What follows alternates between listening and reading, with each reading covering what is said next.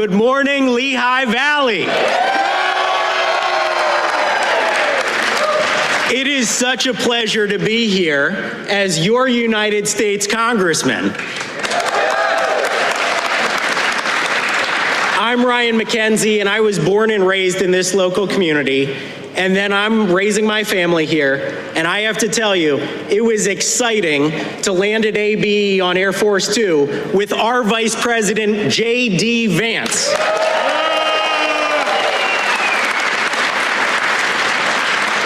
We get to tell him about the Lehigh Valley.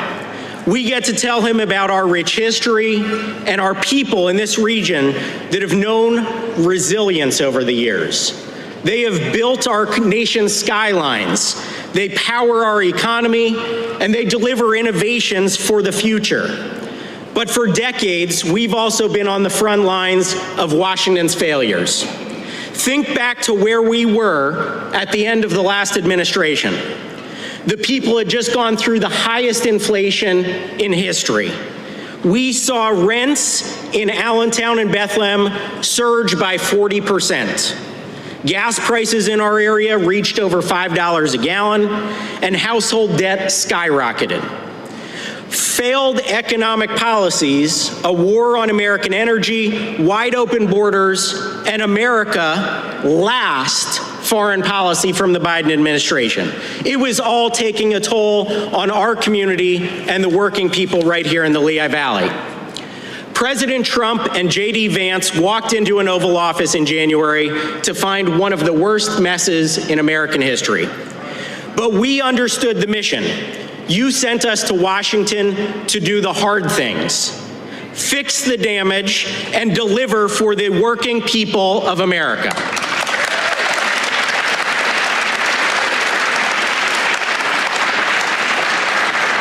So we got to work. We had a border that was wide open with over 10 million people coming through illegally during the Biden administration. Massive amounts of drugs, human trafficking, gun smuggling. People said it couldn't be fixed. Well, this administration has brought illegal border crossings to the lowest level on record, and we in Congress back them up with funding to do that.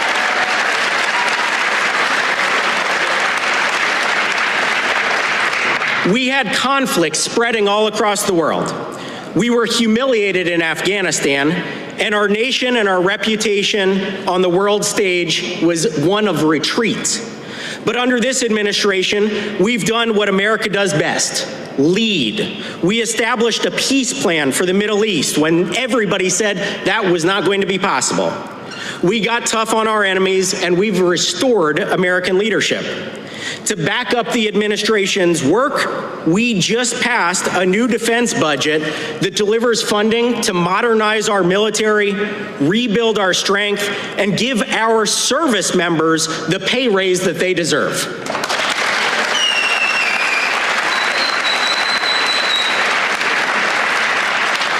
We also had an economy where energy costs were hitting families hard, with gas prices soaring and our nation going hat in hand to dictatorships around the world for oil.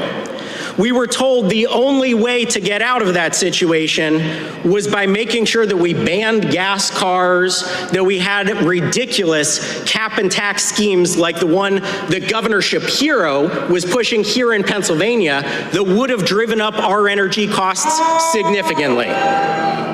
They also tried to fool us and tell us that these things were called the Inflation Reduction Act. We know that was another failure.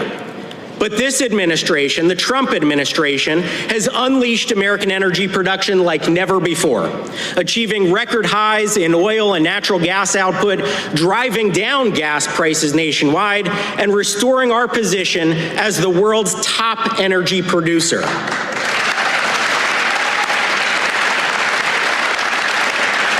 Again, we in Congress are backing them up by reducing permit times and slashing red tape. Now let's recap. During the last 11 months, with this Congress and this administration working together, we have now been able to secure the border, have a stronger nation, a safer world, an energy revolution that is going to bring down costs for everyday Americans. It's incredible. On issue after issue, the administration has delivered on its promises in a way that no administration has done in memory. And we're pushing ahead with our plans to build an economy where prices are more affordable, wages are higher, and working families can thrive. When seniors said they were struggling after 4 years of Bidenomics, we delivered a new $6,000 bonus deduction, eliminating taxes on Social Security for 88% of seniors.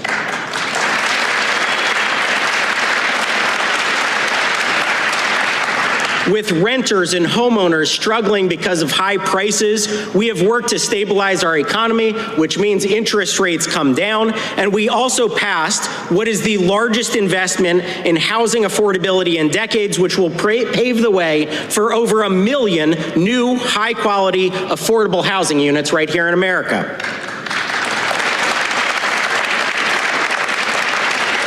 When tipped workers said they wanted to keep more of the money they earned, and when overtime workers said they didn't want to get punished by the IRS for 60-hour work weeks, we passed sweeping tax relief on tips and overtime.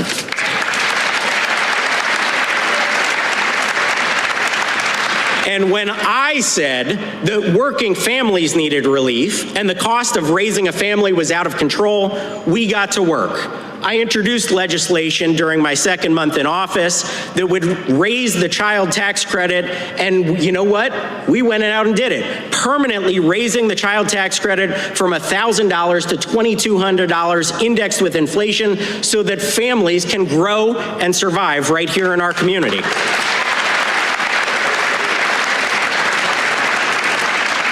Add on top of that new savings accounts for children that are funded with $1,000, and you see how we are investing in the future.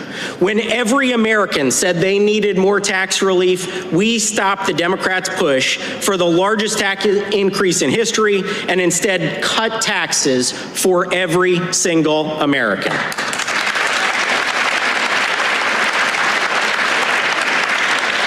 This is what happens when you have a Congress and an administration that puts America first. When we put workers, families, and small businesses first, we know that we can succeed. This is the alternative to the last administration that was America last, funding their special interests and making sure that nobody could actually get ahead. As we continue this work, we will make sure that the real results Americans deserve, higher wages, more domestic investment, and greater affordability, are delivered every single day.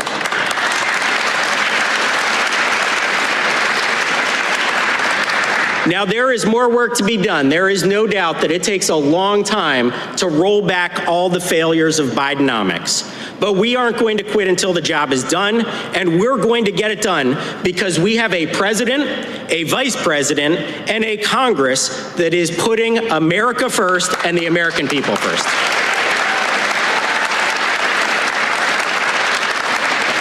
I just want to say again, in closing, what an honor and a privilege it is to represent the Lehigh Valley, my home community.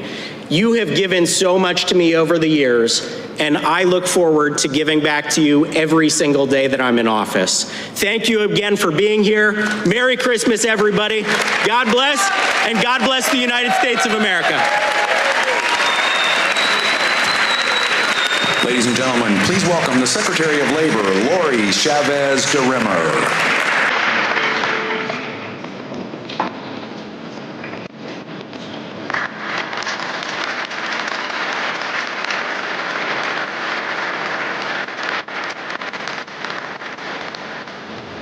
Good morning, everyone. Good morning, Lehigh Valley. Good morning, Pennsylvania. It's an honor to be with you here and with the Vice President right here at Uline. As your 30th Secretary of Labor, I get to work alongside some incredible people, including your dedicated Congressman, Ryan McKenzie. Let's give him another hand. Nice job. I just want to say, Ryan, you're doing an excellent job. I know that you are fighting tirelessly to support the President's pro-worker agenda, and I cannot thank you enough for that. You know, I actually kicked off my 50-state tour, America at Work, listening right here in Pennsylvania earlier this year as we started with the backbone of American manufacturing for a simple reason. It's important to the president to build the golden age of the American industry. And that starts by hearing how your actions and our actions are impacted daily in Washington, D.C., and how it affects your lives right here at home. President Trump and Vice President Vance understand that too. They trusted me in this role because I promise to listen to the voices of the forgotten working class. I've hit 36 states, and what I'm hearing from coast to coast is a fresh sense of optimism. People are taking pride in their work again, and pride in this country, because they know we have a strong America First leaders back in the White House who finally have their backs. And common sense. Thanks to President Trump and the common sense did you write my speech? And the common sense policies of this administration, the golden age of America is on the horizon. Under Biden, workers lost over $2,900 in purchasing power as inflation rose faster than wages. But under Trump, inflation is coming down and real wages are back on track to increase by nearly $1,200 after his first full year in office. Trump's deregulatory efforts are saving $180 billion or $2,100 per family of four. And let's not forget the largest tax cut in American history. I was a former member of Congress, and I can tell you that was the biggest piece of legislation they will probably ever vote on in this lifetime. And it's for the support of the working family, the no tax on tips, overtime, and Social Security. And thanks to the working family tax cuts, a family of four in the state of Pennsylvania will see $7,000 to $11,000 more in take-home pay. That is their money that they earned, and it should stay in their pockets. We're reversing Biden's cost of living disaster that hurt so many working families, dropping of drug prices, gas prices at the lowest in 4 years. Jobs are coming back online, and people are finally getting off the sideline. The labor participation rate is going up. We want more people to be looking for jobs and in the workforce. We just received the jobs numbers this morning. A positive 64,000 jobs were added under this administration.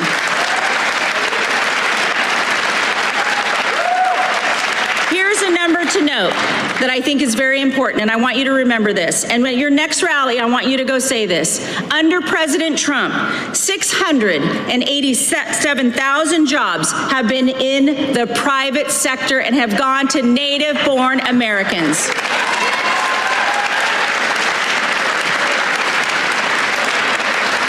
We have a master negotiator in the Oval Office, that shouldn't be a surprise to any of you, who is putting America interests first by striking the new trade deals to restore the U.S. as the world's manufacturing superpower.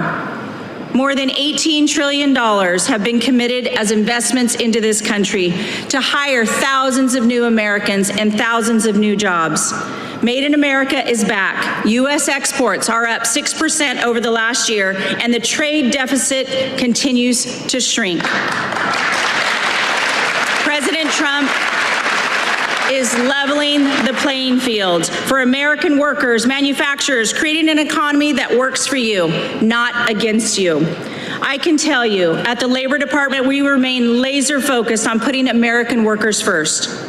Under President Trump, all job gains have, as I mentioned, have gone to American-born workers.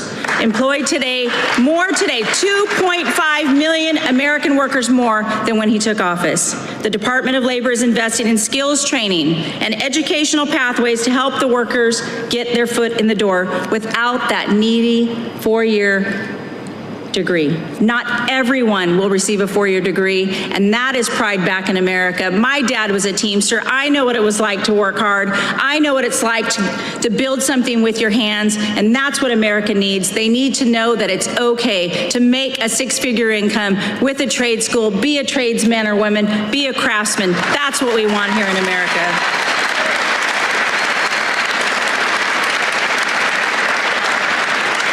You all know that the future of this country won't be forged in the halls of these woke universities. It'll be at the hands of the skilled worker. We recently awarded $86 million in industry skills funds to prepare the American worker for those in-demand jobs of the future. President Trump set a goal. I talk about this all the time.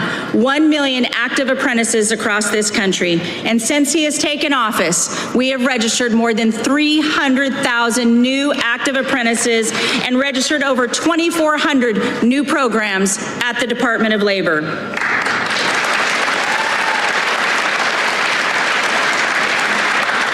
You know, I partnered with Secretary McMahon to help administer the CTE programs and create a streamlined federal education and workforce system. Nearly 70% of fourth and eighth graders are not proficient in reading. The current top-down structure is failing our kids, and so we're going to dismantle the bureaucracy in Washington, D.C., and give the autonomy to the states and send those dollars so that we can have a direct line for the in-market demands of what the jobs are and having the skilled workforce and draw the line from A to B. It's that simple. Get these workers in the workforce. It's what they want each and every day, and we're bridging that gap for those labor market shortages so that you can have mortgage-paid jobs.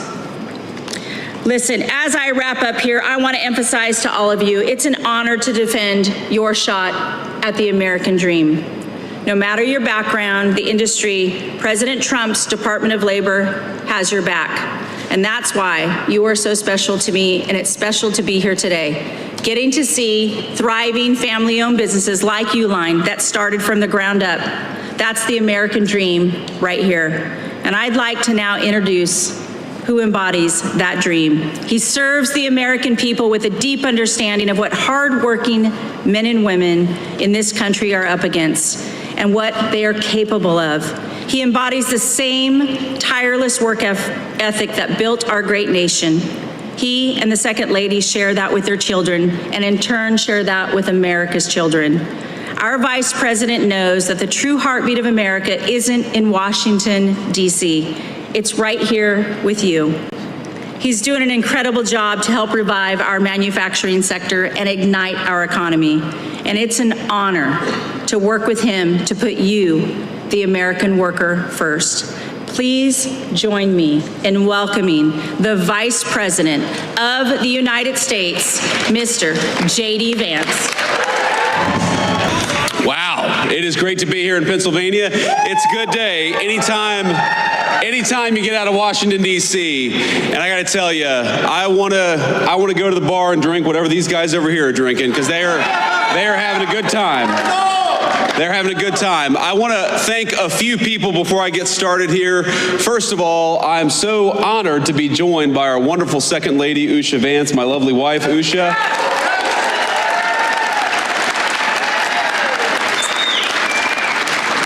I want to thank our great Secretary of Labor, Lori Chavez-DeRemer, who's doing an amazing job, and she's focused on something that I think is very much close to the heart of our great workers here in Pennsylvania, which is this very simple idea that you ought to be able to raise a family and earn a good wage even if you don't go to college. We don't want to force everybody to go to college. We want to empower people who want to work with their hands to earn a good wage and do a good job, and she's fighting for that every single day. Lori's doing a great job.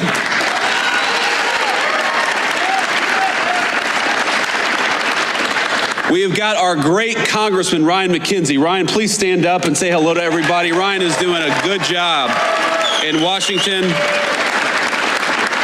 He's got a great heart for the people of this district. He's only been in town for a couple of years, maybe only a year now, right? That you've been in Congress. And you see it all the time. You see it with Democrats and Republicans. Sometimes people go to Washington and forget who they serve. Not Ryan McKenzie. You are very lucky in Pennsylvania to have one of the good ones, and Ryan is helping us every single day fight for American workers.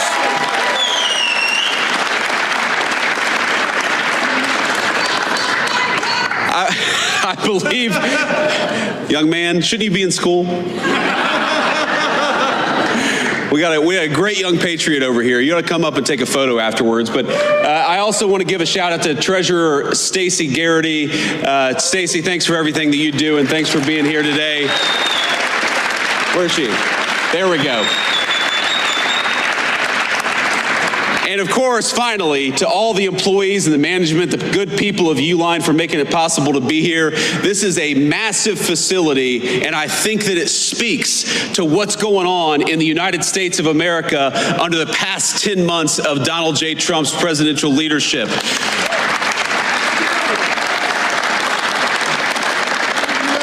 Under this president, my friends, we are building again. We are investing in the United States of America again. You heard our Secretary of Labor talk about it. 61,000 jobs added in the month of November, and that's not all. We saw private sector wage growth grow at a rate of 4.2%. You know what that means? That means we're seeing the fastest private sector wage growth that we have seen in this country in many, many years. And we're doing it by having a president and an administration that believes in you and fights for you. That is what we're trying to do every single day.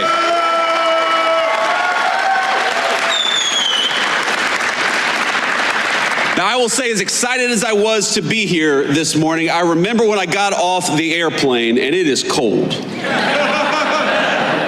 And, you know, like a good gentleman, I let my wife come down the steps first, and then I get to the bottom of the steps, and there's a bunch of firefighters from the great Lehigh Valley who want to take a photo with me. And obviously, I love our firefighters. I'm happy to take a photo. Now, here's the problem. To the right of me is all these media cameras, probably broadcasting my every moment on national television. Some of the fake news gathered with us here today. And to the left of me is these great firefighters, and there before me is a sheet of black ice. And I think to myself, if I walk over to those guys and take this photo, I am going to bust my you-know-what. I'm not going to say it because we have this very bright young man here. I don't want to teach you any bad words. I don't want your mom and dad to be mad at me. So I do what any self-respecting man would do in a situation like that. I send my wife to go and take a photo with the firefighters. No, I didn't. I actually didn't. I did it the right way, but I did do sort of the Biden slow shuffle to get over there. I did not want these national cameras to catch me doing anything, you know, because if I wiped out on that runway, you all know that would be national news for the next week. Now, Joe Biden could fall walking up the steps in broad daylight in 80-degree weather. Nobody would mind it, but if me or the president do anything like that, it's going to be plastered all over the news. But now we're here. We've made it. We have not wiped out, and we're here to talk about America's economic comeback. And ladies and gentlemen, we needed an economic comeback in the United States of America. We needed it.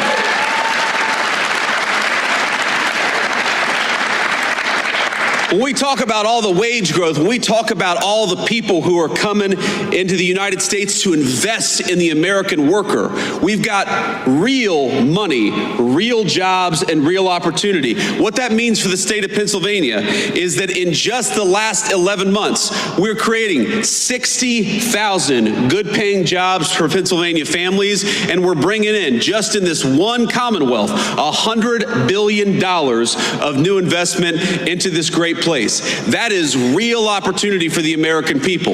That is real wage growth for the American people. And look, I grew up in a community. I was raised by my grandmother in a community where, when I was growing up, the factories were closing down. And those good paying jobs, they weren't coming into our communities. They were getting shipped overseas by politicians in Washington, D.C. The President of the United States has set this entire administration on a different course. We are sick of rewarding companies that ship jobs overseas. We're going to reward companies that build right here in America and give Americans good wages to do it.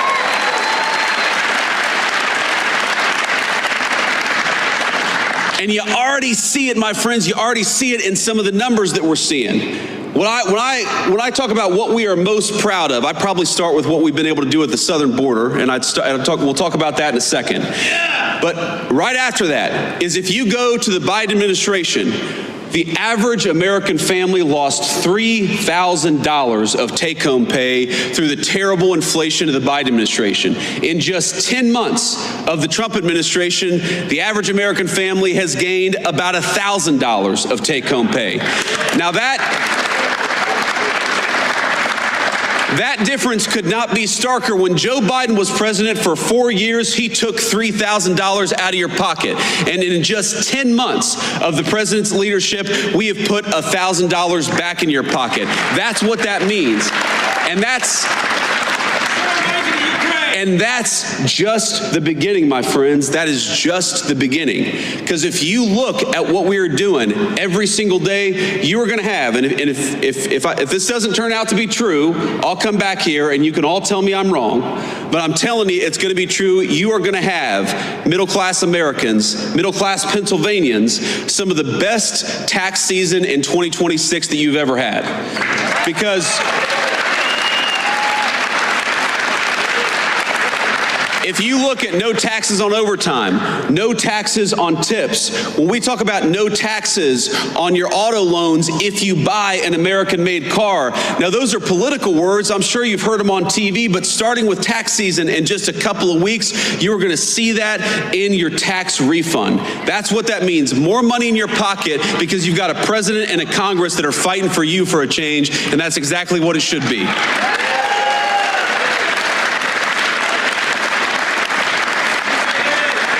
And I gotta say, I'm a little surprised. I'm a little surprised by when the Democrats talk all the time about affordability.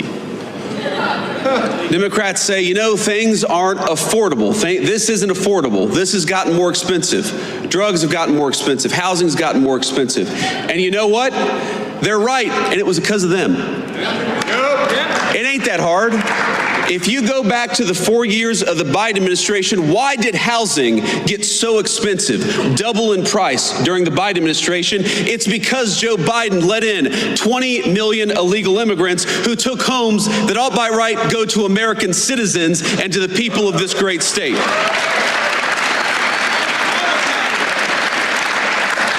When we talk about why did health care get so unaffordable during the Biden administration, it's because Joe Biden allowed prescription drug companies to take advantage of this country. You know, Europeans were paying way less for prescription drugs than our American citizens. It took Donald J. Trump to haul those pharmaceutical executives into the Oval Office and say, no more. Europe's going to pay more for drugs and America's going to pay less for drugs because we got to fight for the American people for a change.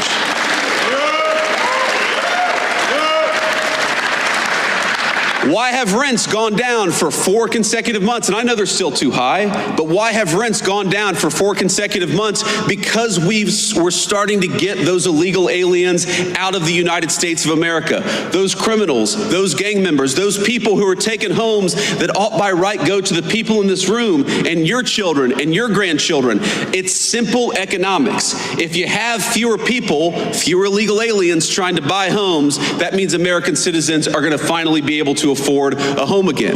It's very, very simple economics. When you ask, why is it that we have trillions of dollars of new investment coming into the United States of America? Because we finally got a president who says, if you're going to build in America, if you're going to invest in America, we're going to make it easy for you. But if you're not going to build anything in America, if you're going to try to ship an American job overseas, then we are going to penalize you for doing something overseas that you ought to do in the United States of America. That's why we've got so much money coming in.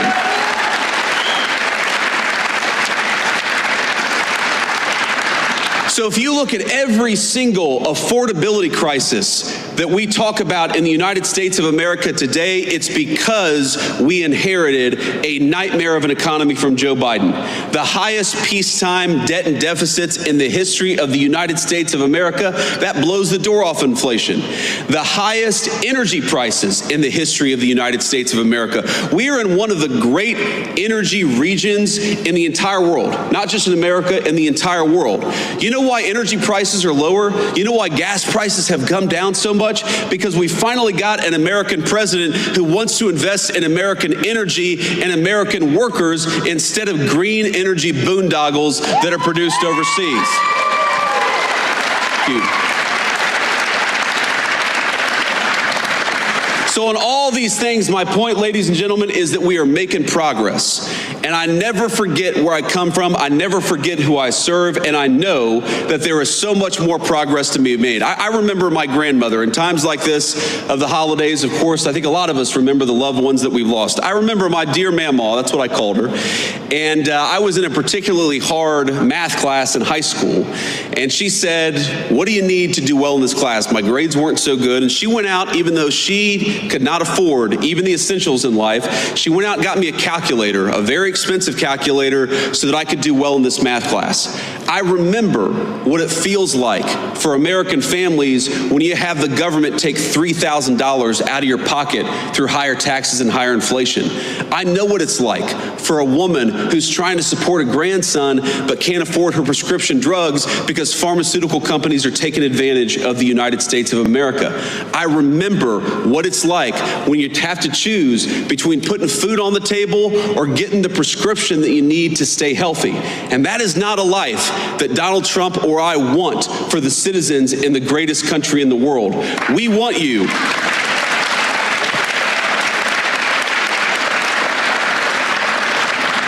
We want you to be able to afford the things that you have to give your kids and your grandkids a good life. We want you to check your credit card statement and for that to be an annoyance, something you got to do rather than something that causes a lot of stress and anxiety. We don't want a single parent or grandparent to have to look at their checking account and decide whether they're going to buy food or whether they're going to buy medicine this month. We are fighting for you every single day. And I don't want you to think for 1 second that because Joe Biden gave us the worst economy in the world that we forget it. No, we know. We know exactly what we were left with. We know exactly the consequences that it's caused for so many of our great families all across Pennsylvania. And I promise you, there is no person more impatient to solve the affordability crisis than Donald J. Trump, the President of the United States.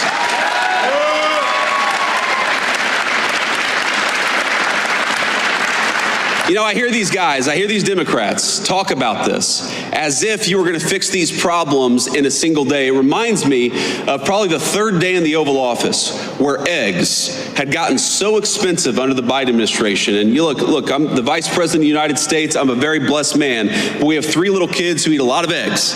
And so I know the price of a dozen eggs. So the price of eggs got really high during the Biden administration. It was the third day in the White House, and some reporter said, "What are you doing about the price of eggs? Haven't you seen they're so expensive?" And the president's like, "Lady, we've been here for 3 days. It takes a little bit of time to fix something that was so fundamentally broken." And so when I hear the Democrats talk about the affordability crisis that they created, it's a little bit like, Charles Manson criticizing violent crime. Look in the mirror, my friend. You are the cause of the problem, and Donald J. Trump's administration is the solution to the problem that you created.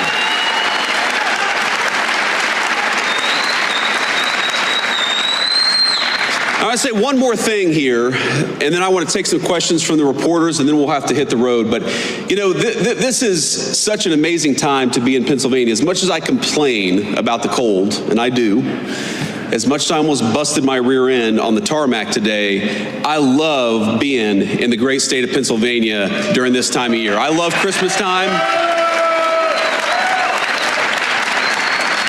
I love the beautiful trees. I love the snow on the hills. I love everything about this state this time of year. It reminds me a lot of my home state of Ohio for reasons that you all know well. But here's the thing. During this Christmas time, I think that we got to remember that we have a lot in the United States of America to be grateful for. And I am at the very top of the list of people who have a lot to be grateful for. I'm very grateful to my beautiful wife and our healthy kids.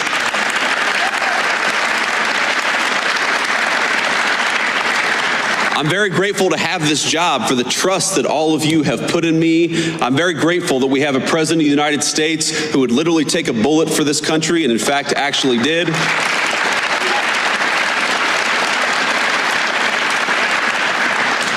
I just ask all of you to count your blessings this holiday season, because there is a lot good out there. There's a lot that we're still working to fix. But I just wanted to say, from the President of the United States, from the entire administration, my friends in Pennsylvania, Merry Christmas to you. I hope your families have a Happy New Year. Thank you.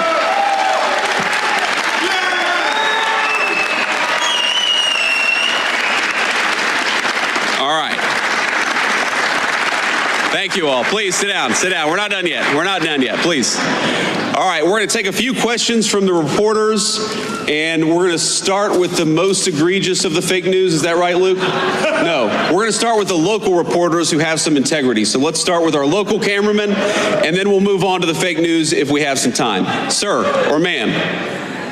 Hi, I'm Jackson White from WITF in Harrisburg. Hey, Jackson, how you doing? I'm good. So many Americans are still reporting that they're experiencing high costs of groceries and other living expenses.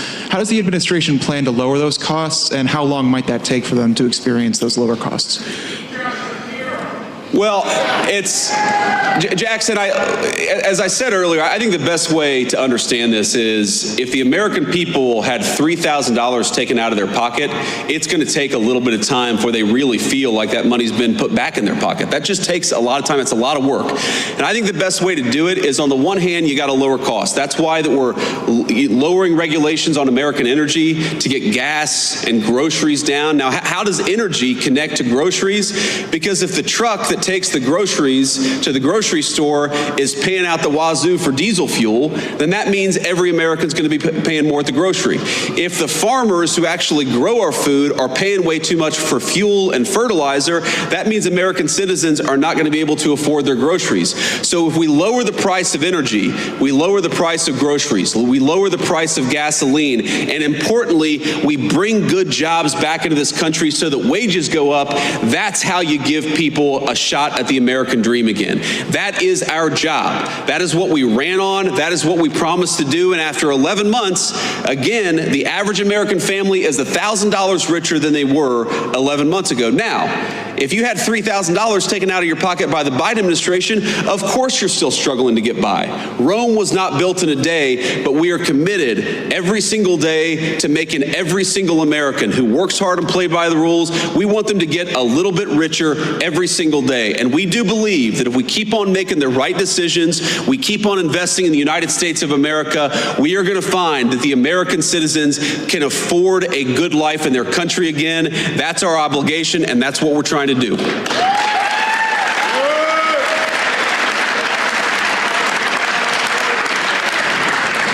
Good morning, Mr. Vice President. My name is Thomas Shortell. I'm a reporter with Lehigh Valley Public Media.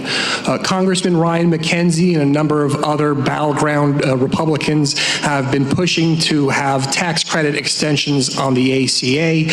I was curious what your thoughts were on their efforts. Is that something that the administration is behind?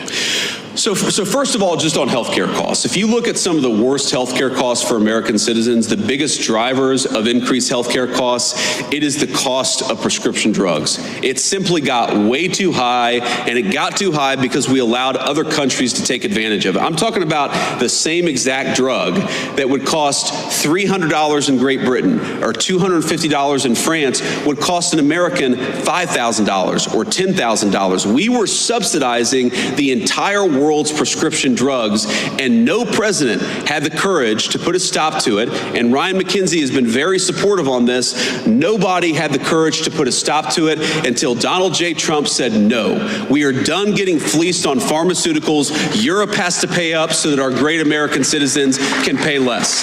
That's the most important thing that we've done.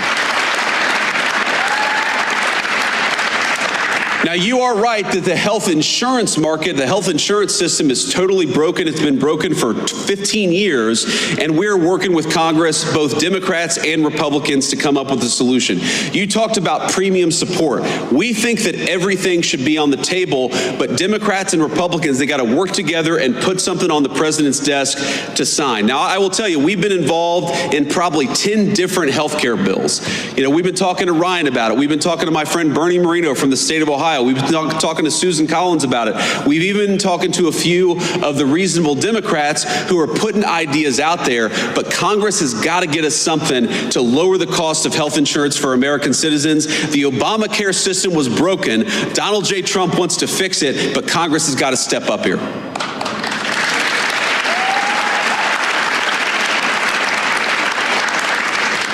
Mr. Vice President, thanks for taking my question. I'm Hannah Brandt from News Nation. As I'm sure you know, recent polling shows most Americans don't approve of how the Trump administration is handling the economy. I hear what you're saying, that it's going to take time to fix things, but the political reality is that the midterms are next year. Are you worried that affordability is a political liability for your administration and for Republicans? Look, I'm not worried about the politics because I believe fundamentally in the wisdom of the American people. When we go out there and we tell our story that gasoline and energy got way too high under Joe Biden's administration, but we've lowered the cost of energy, the American people will understand that. The American people know that.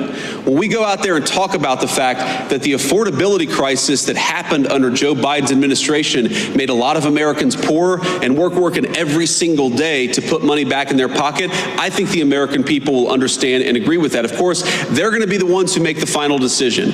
But I feel very confident that if we keep wages high, we keep energy prices low, we keep on chipping away at the affordability crisis created by Joe Biden's administration, yes, I believe the American people are going to reward us because the American people are smart. They know Rome wasn't built in a day. They know what Joe Biden broke is not going to get fixed in a week. We got to stay with it. We got to keep on working on bringing good jobs and money back into the United States of America, and that it already has paid major dividends for the American people. It's going to pay a lot more in the year to come. Thank you.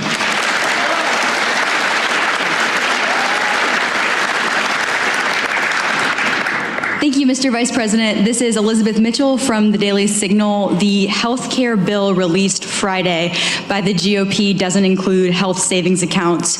Are you comfortable with that? And would you like to see the GOP use the special reconciliation process to address health care costs and other affordability concerns? Well, one of the things the president has said is we have the weirdest health insurance system in the world, where we tax money from all of these great Americans out here, and then we give boatloads of money to the insurance companies. Why don't we give that money to the American people and let them buy insurance that works for them and their families?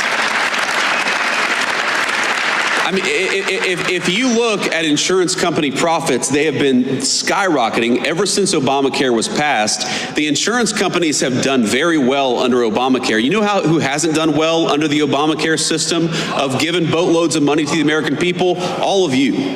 That's what's broken about this system. It's good for insurance companies and bad for Americans. We are trying to get to a health care policy that's good for Americans. We don't care. If the insurance companies do well, great. If they do poorly, that's their problem. We are here to fight for the American worker and make health insurance affordable for them. So we're going to keep on working at it. You mentioned one piece of legislation. I've probably read a dozen different pieces of legislation that are floating out there. Again, it's going to come to the point where Republicans and Democrats have to figure out what can be passed together. Of course, the president is going to drive a lot of that process. We're still reviewing some of these legislative texts as they come up. We believe that we can solve this problem, but again, the nature of our system, we're going to work with Congress to make sure we get something that's good for the American people through the Congress. Thank you.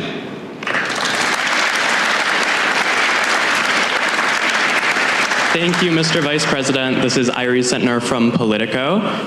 President Trump last week gave his economy a grade of A++++. What grade would you give the economy today? A+++.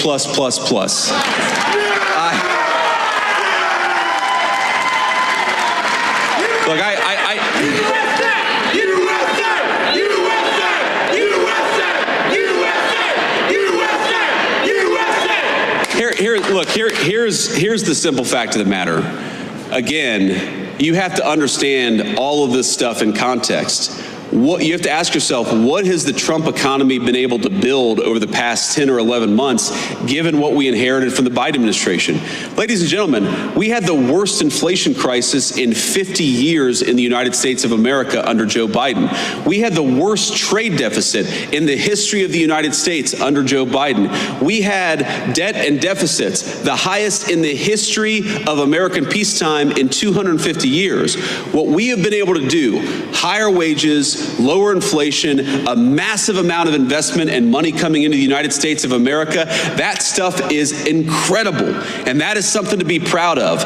What I will say is that given how bad things got under the Biden administration, we are going to keep on working every single day to make sure that Americans feel the benefits of the Trump economy.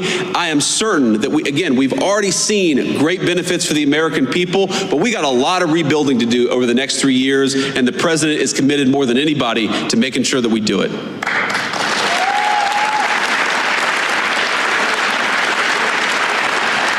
Hi there, Vice President J.D. Vance. This is Rob Manch with 69 News, WFMZ. The jobs report you mentioned this morning, you said 60,000 jobs were added in November. However, it also said 100,000 jobs were lost in October, and the unemployment rate currently stands at 4.6%, which is the highest since the pandemic. So my question is, how do you inspire companies to hire people if people don't have jobs? Income tax cuts aren't going to help them. Well, first of all, the idea that income tax cuts don't help is ridiculous. If more people have more money to spend in their pocket, that's good for businesses, it's good for families, it's good for everybody. It's one of the ways why we do this. When you talk about 100,000 jobs, you're talking about government sector jobs, and that is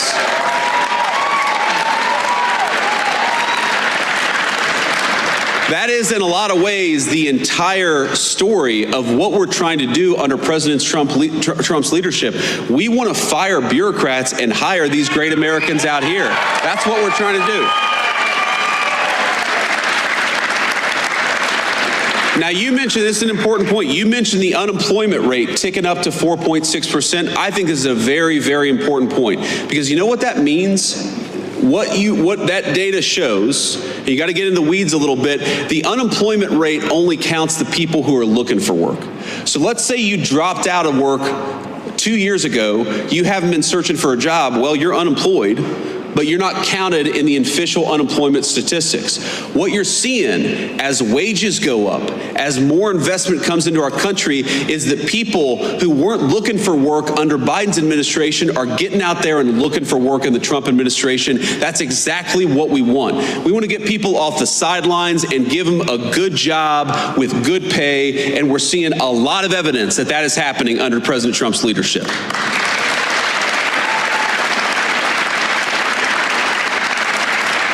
We'll take one more question. Mr. Vice President, Jacob Bogage from the Washington Post. It's good to see you. Good to see you too. Merry Christmas. Thank you. Same to you. Unfortunately, I have to ask a bit of an off-topic question from affordability because news events do intervene, and that is the interviews that White House Chief of Staff Susie Wiles gave to Vanity Fair, in which she's quoted as referring to you as, excuse me, and again, not my words, sir, but a conspiracy theorist of a decade, and described your transformation from someone who once opposed President Trump to now his vice president as an act of political expediency. And I'd like to give you the chance to respond to that, sir. Well, first of all, if Susie, I'll trust what you said. I haven't looked at the article. I of course have heard about it, but conspiracy theorist. Sometimes I am a conspiracy theorist, but I only believe in the conspiracy theories that are true. Yeah.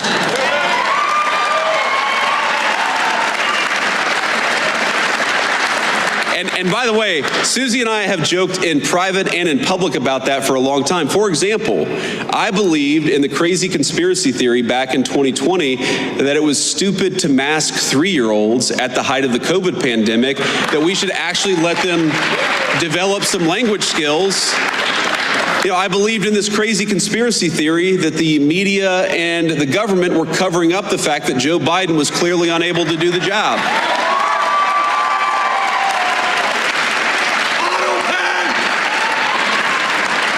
And I believed in the conspiracy theory that Joe Biden was trying to throw his political opponents in jail rather than win an argument against his political opponents. So,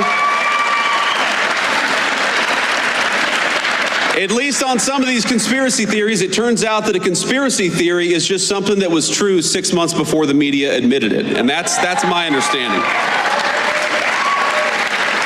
Now, look, I do want to say something about Susie, though, because, again, having not read this article, Susie is a person I've come to know very, very well. And, you know, a lot of you probably ask yourself, what is it like behind the scenes? What's going on actually behind the scenes of the Trump administration? And I'll tell you, the president is exactly in private who he is in public. Like, I'll tell you a little story. Actually a week or so ago, I walk into the Oval Office and Marco and I are sitting there talking with the president about something. He says, stop. And he looks at our shoes and says, you guys have terrible shoes. So he goes and gets a shoe catalog. Now remember, this is the Christmas season, so the president's got some holiday cheer. He goes and gets a shoe catalog and gets his favorite shoes and orders like 4 pairs of shoes for me and 4 pairs of shoes for Marco, because he's like, you know, we need our vice president or secretary of state to look their very best. And, you know, then we went back to talking about whatever major, you know, international issue we were talking about. Again, he is exactly in private who he is in public. That's not true of most people in Washington, D.C. It's not. And I've seen so many people who will say one thing to the president's face, Democrats and Republicans, and then will do the exact opposite behind the scenes. You know why I really, you know what they are, and you know why I really love Susie Wiles? Because Susie is who she is in the president's presence. She's the same exact person when the president isn't around. I've never seen Susie Wiles say something to the president and then go and counteract him or subvert his will behind the scenes. And that's what you want in a staffer. Because as much as I love Susie, the American people didn't elect any staffer. They elected the President of the United States. And what you want... And what you want in a staffer is a person who understands they are there to effectuate the will of the American people, and they're there to follow the orders of the duly elected Commander-in-Chief of the United States. And Susie Wiles, we have our disagreements. We agree on much more than we disagree, but I've never seen her be disloyal to the President of the United States, and that makes her the best White House Chief of Staff that I think the President could ask for.